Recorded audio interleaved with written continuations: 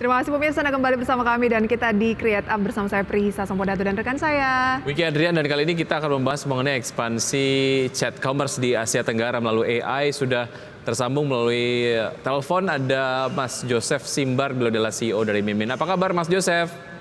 Baik Mas, apa kabarnya? Baik, terima kasih Anda sudah bergabung bersama kami Mas Joseph.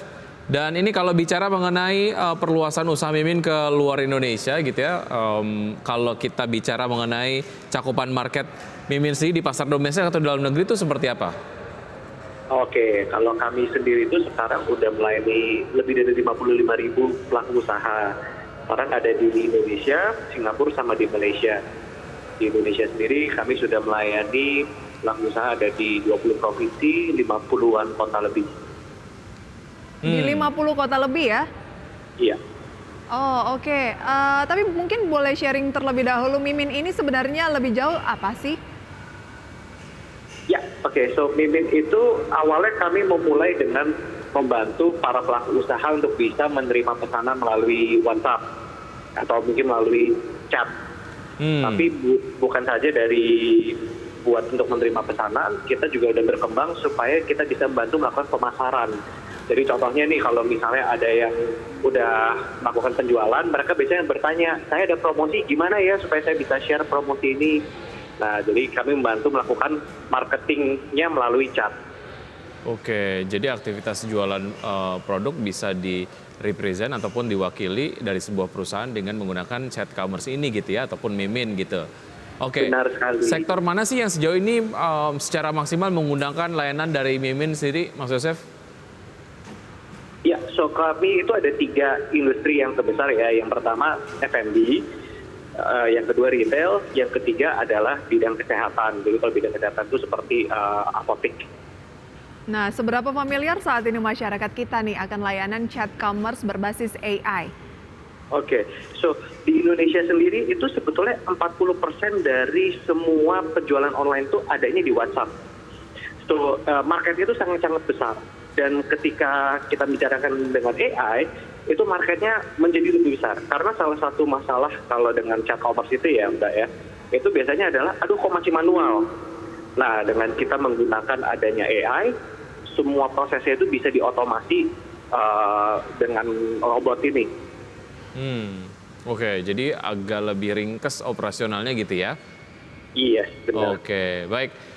Dalam kejelasan informasi yang tersampaikan ke konsumen, seberapa efektif sih penggunaan AI dalam chat commerce gitu kalau dibandingkan dengan yang ngechat itu adalah manusia gitu? Oke, so tentunya kalau misalnya dengan manusia ada keterbatasan. So contohnya kalau misalnya kita udah tengah malam, ya kita pasti udah nggak ngeliat WA kita lagi gitu ya, Mas ya. Nah, tapi kalau misalnya kita ada AI ini, bayangkan customer kita itu bisa dilayanin 24 jam. Mereka ada pertanyaan, mereka mau mungkin booking buat besok, mereka mau beli, itu semuanya bisa dilayani sama si AI ini. So tentunya akan menjadi sangat-sangat helpful bagi pelaku usaha. Mereka jadi punya reach yang lebih jauh dengan biaya yang sama.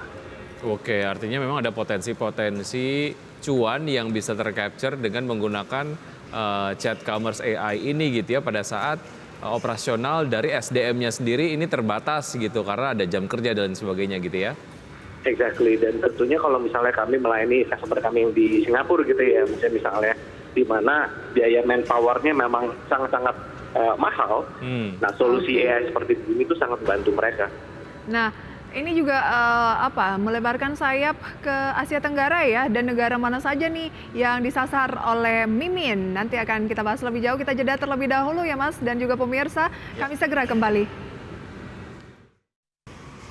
Oke, terima kasih Anda masih bergabung bersama kami pemirsa, dan kami masih berbincang bersama Mas Joseph Simbar, beliau adalah CEO dari Mimin. Ya, kalau tadi dikatakan bahwa Mimin ini juga mengepakkan sayap begitu ya, sampai ke Asia Tenggara. Nah, negara mana sih yang paling disasar?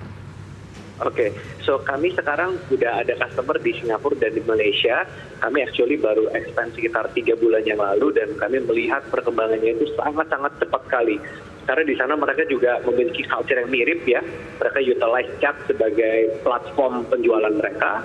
tapi juga ada same time mereka udah mengerti the power of AI itu sendiri. Nah, kedepannya kita lagi melihat beberapa negara lainnya seperti Filipina dan juga Thailand. Ada kemiripan ya dengan Indonesia. Oke, kalau berbicara mengenai target revenue, mungkin Mimin saat lakukan penetrasi pasar di Asia Tenggara itu seperti apa?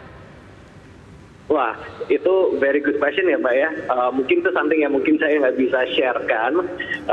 Cuman essentially yang kami lihat adalah market luar itu mereka juga memiliki spending power yang lebih.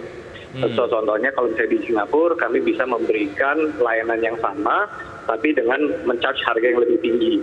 So dengan demikian contract value kami juga akan lebih besar dari luar. Oke, berarti kurang lebih kalau bicara mengenai market Singapura sendiri lebih akseleratif ya untuk pemirsa untuk bisa mendapatkan revenue ya? Yes. Oke, karena spendingnya lebih banyak. Oke, bicara mengenai target lah ke depan, apa saja yang dimiliki oleh Mimin? Asia Tenggara kan ini kayaknya udah mulai di penetrate lah ya. Target ke depan tuh apa lagi, Mas?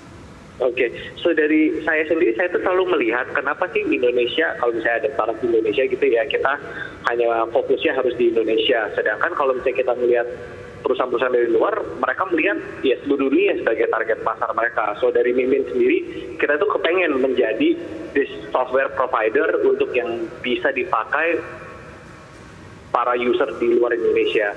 So actually yang kita lagi melihat salah satu marketnya adalah di Dubai. Dubai itu adalah market yang sangat-sangat interesting karena bukan saja mereka udah mengerti AI, tapi mereka itu juga bisa membayar lebih lah. Oke. Tapi terhadap kultur masyarakatnya sendiri dan lain sebagainya, itu berarti memang perlu melakukan riset mendalam lah ya supaya nanti service-nya dari chat commerce-nya sesuai dengan market sana gitu. Atau kurang lebih sama market Singapura sama Indonesia untuk segmen Dubai. Kita memilih pasar-pasarnya itu yang memiliki culture yang mirip-mirip. Yeah. So culture itu apa yang emang utilize chat sebagai channel mereka.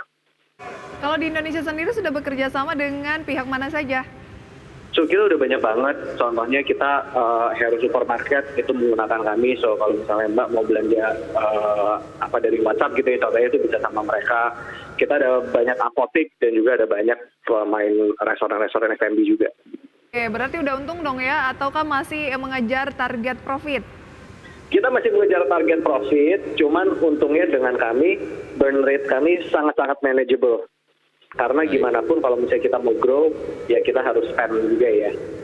Baik, sukses untuk berbagai macam target dari Mimin sendiri, apakah itu ekspansinya ataupun mungkin dalam target revenue-nya begitu ya, ataupun profit. Terima kasih Mas Joseph sudah gabung bersama kami, sukses untuk Anda, sampai jumpa. Terima kasih. Oke, dan pemirsa sebelum kami akhiri Power Breakfast pada pagi hari ini, kami tampilkan kembali data dari Bursa Efek Indonesia pemirsa di sesi 1 pukul 9:27 IHSG melemah 0,72%, kembali bergerak di bawah 6.800, tepatnya 6.796, dengan rupiah saat ini di 15.584, berbalik arah tadi sempat melemah, sekarang menguat 0,41% terhadap dolar Amerika Serikat. Baik, sementara itu top gainers sejauh ini ada FMII, ada AEGS, SGER, Raja, Amar, MTDL, DKFT, dan TCPI. Top losersnya ada Dewa ya turun di 71, ENRG 224, Pegas 1195, Inco juga turun di 4820, dan beberapa saham lainnya yang tentunya pemirsa pergerakannya masih akan terus mengalami perubahan sampai dengan penutupan perdagangan sesi pertama nanti.